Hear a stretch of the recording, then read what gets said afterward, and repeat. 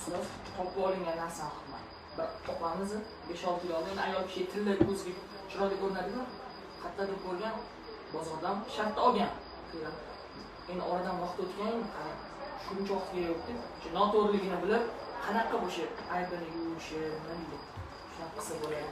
Luqata hukmi bor. Luqatada topib olingan. Bu luqata emas, bu noto'g'ri, noshar'iy yo'l bilan o'zlashtirilgan mulk. Buni imkon bo'lsa egasini topish kerak o'zi.